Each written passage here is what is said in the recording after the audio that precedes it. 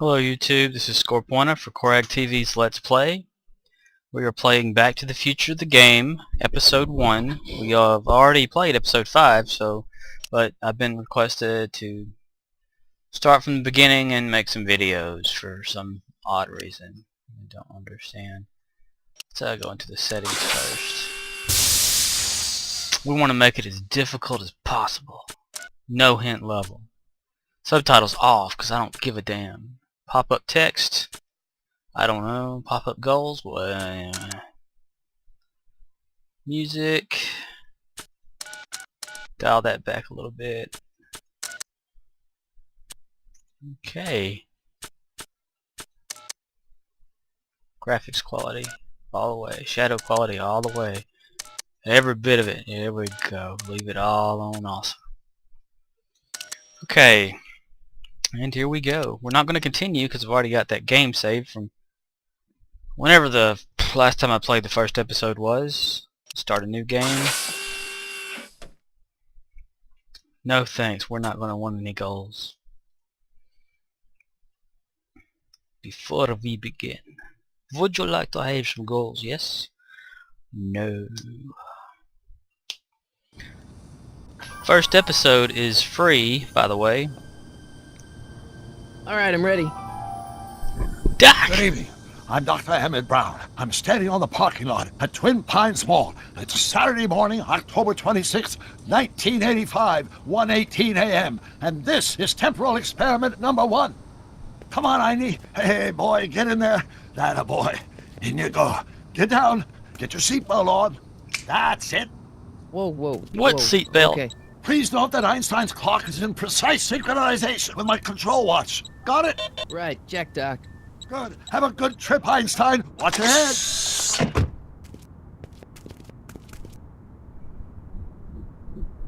You got that thing hooked up to the car? Watch this. Yeah, okay. Got it.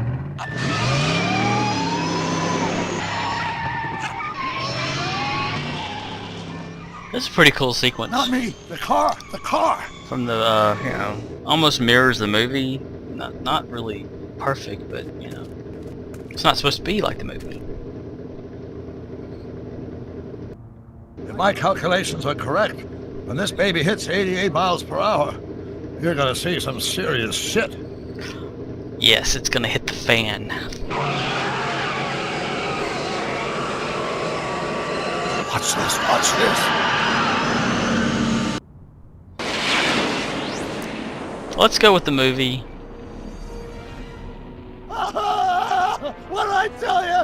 88 miles per hour! The temporal displacement occurred at exactly 1:20 a.m. and 0 seconds!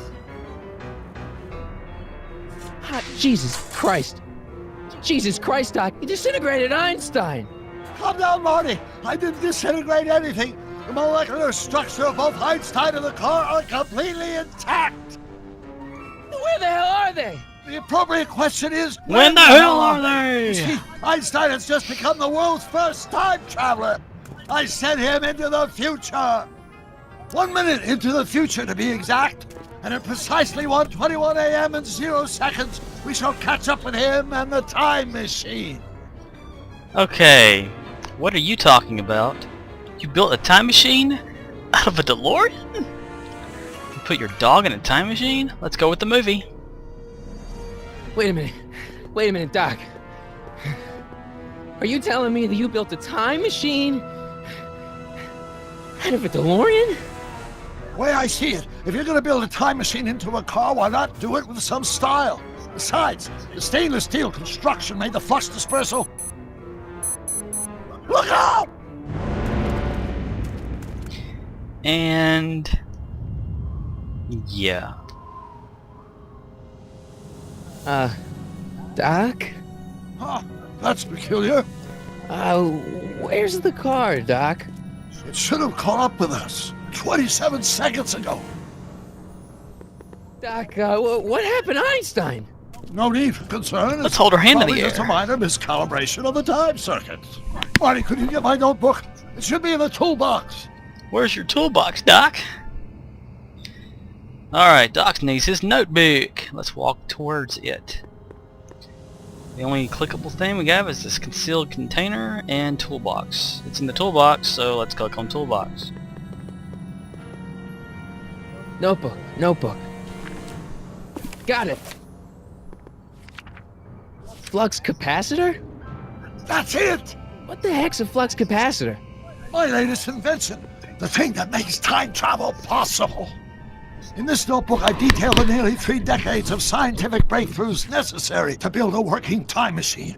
If it ever fell into the wrong hands, the consequences could be catastrophic. Catatonic. Let's see.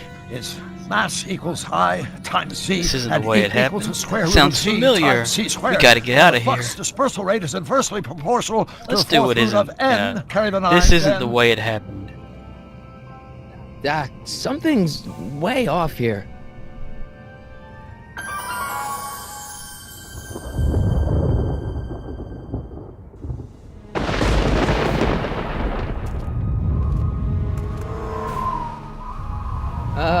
Doc? Relax. We've got everything under control. Great Scott! Doc, what is it? I've made a horrible mistake.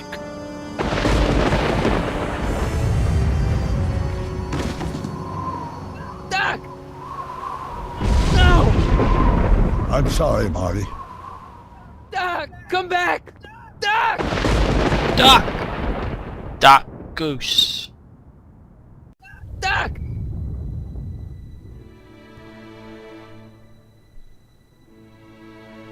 Marty, is everything okay? Yeah, Mom, it was just a nightmare. I was in the past, and Doc was there. Well, you're safe and sound now. Back in good old 1986. 1986? But you'd better get up. Your father's waiting for you. Huh? Weren't you going to meet him over at Doc's? Holy crap, I'm late! Yes, we're going to meet him over at the docks. We got some goods coming in. Back to the Future, the game. And loading. Great goobly moobly.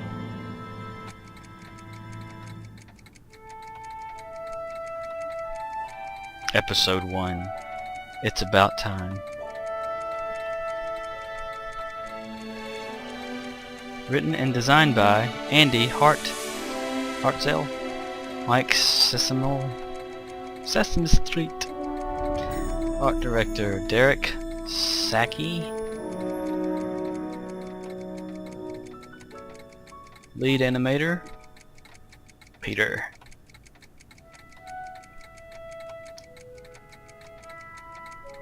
I think they took a lot of the reference from like the physical characteristics more so out of the cartoon that used to be around back in the day, about I think in the early 90s, late 80s, where Doc and Clara and the boys lived like in Hill Valley Present, and they had their little train, and somehow or another the DeLorean was still back.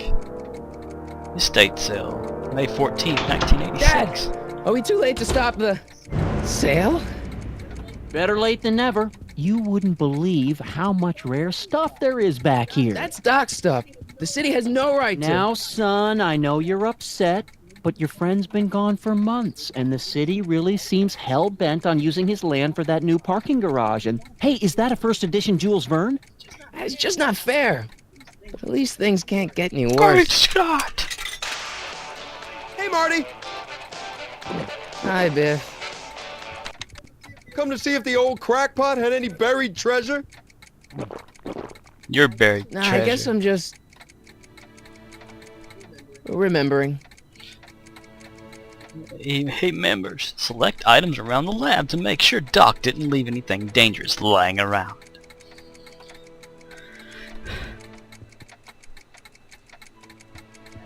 Hey, let me... Now, Biff, leave Marty alone. This is a very emotional time for him. Oh, sure. Sorry, Marty. Yeah, Biff, get the hell out of here. Butthead.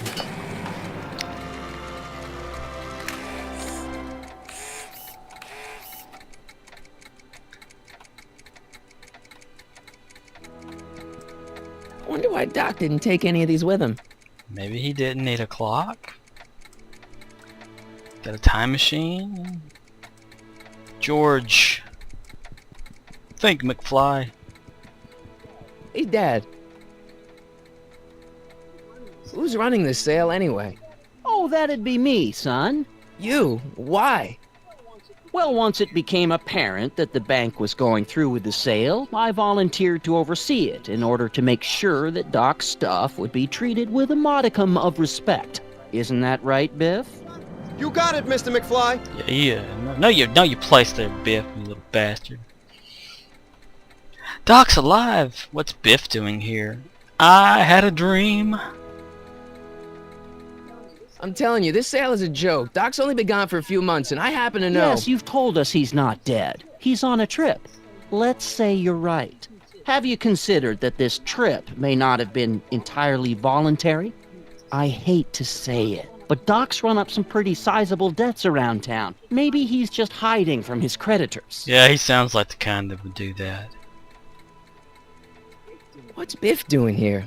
He wasn't a friend of Doc's. It's a public sale, Marty. Everyone's allowed.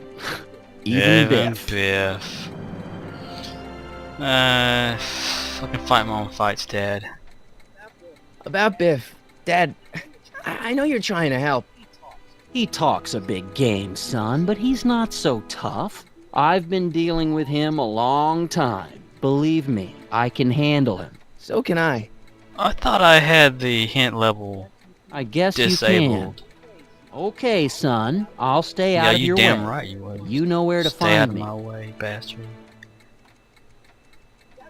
You got Doc wrong. Sure, maybe he's not so good with money. That's just because his mind's always on bigger things. But he's still a straight-up guy. He'd never run away Like from his tax problems. fraud. Well, you know him better than I do, son. But the bank is within its rights to sell off his stuff. Maybe you should try to find some things to remember him by before Biff grabs them all. Yeah, we're gonna do that. I'll keep looking around. Thanks, We don't Dad. care about a dream. I don't care to see this thing. It took me forever to repair this thing after I blew it out last time, and now some jerk's gonna pick it up for pennies. Speaking of jerks,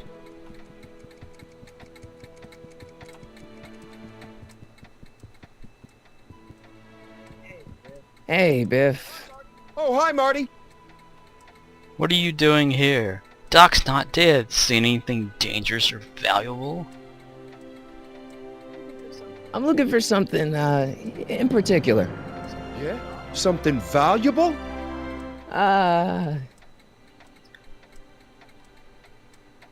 We get the idea. We have to go over here to talk to What are you doing here? Well, I was as bummed as anybody to hear that the old nutcase had kicked it. He's not. But I'm not above picking through the remains. You know what they say. Don't look a gift horse in the butt. It's in the mouth, you idiot. Doc's not dead, you know. He's still around.